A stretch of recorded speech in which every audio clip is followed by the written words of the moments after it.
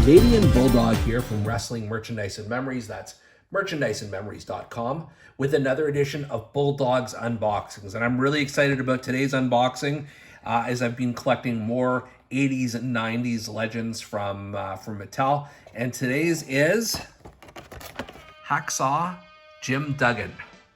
Now this is a very unusual version of Hacksaw Jim Duggan, and I'll explain that this is from the SummerSlam 2016 series from Mattel. You can see here they've got Undertaker from '98, the British Bulldog, no relation to yours truly, from SummerSlam '92.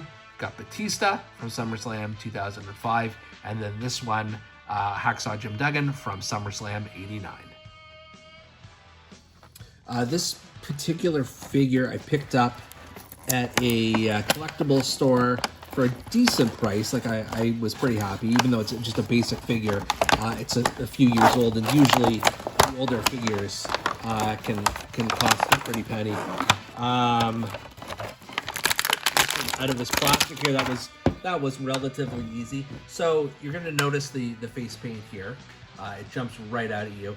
And that's because at SummerSlam '89, old Hacksaw teamed up with Demolition, Axe and Smash, and they went against the Twin Towers, which were Big Boss Man and Akeem, and Andre the Giant. So because Hacksaw was teaming with Demolition, he wanted to have face paint too, and the fact that he's got the stars and stripes on his face is just about perfect.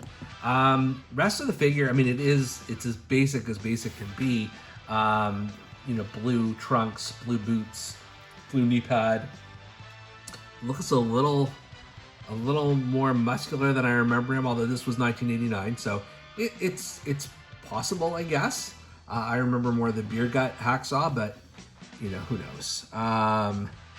Looks kind of like a Rowdy Piper figure here from behind, but then you get the stars. So I like the face paint. It makes it that much different. Would have loved if old Hacksaw had the thumbs up, and in more modern figures they would have probably given you the opportunity to change the hands, or at least for an elite, I guess, because this is good. You can hold a 2x4, you can throw punches with this hand, but there's nothing fancy about it, and maybe that's okay because there was nothing that fancy about old Hacksaw. So many of my action figure shelves are themed. So I have a 90s shelf, I have a WCW shelf, I have one that's more of modern guys, and then I have this one that is sort of a hodgepodge of figures. What I would like to do eventually is make sure they're all from the 80s. So you can see here from the top row, we've got Kamala, Andre the Giant, Big John Studd, Ravishing Rick Rude, Cowboy Bob Orton, Jimmy Hart, Brutus Beefcake, Ted DiBiase, the Red Rooster, and then down here Bobby Heenan, Jake the Snake, Junkyard Dog, and the Bushwhackers. And that's sort of the extent of my 80s folks. So I need to make a change. I need to make some room for old Hacksaw. And I think, after much consideration, I am going to remove Viscera for now. Because not only does he take up a lot of shelf space, no offense, he looks great. It is an awesome figure, actually. Comes with the hardcore title. But when I look at sort of what I've got here, the theme is, best of 80s and then like 2000s, early 2000s maybe. Big Vis is not there.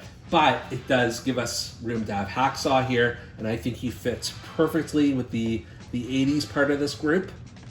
He doesn't have his 2x4, but you can tell he wants to grab it.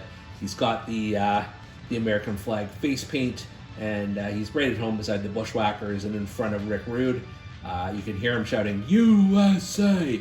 USA! So there you go. That's Hacksaw's home for now. Sorry about kicking Big Vis here to the curb, but we'll find another place for him, I'm sure. And you've been watching Bulldog's Unboxings.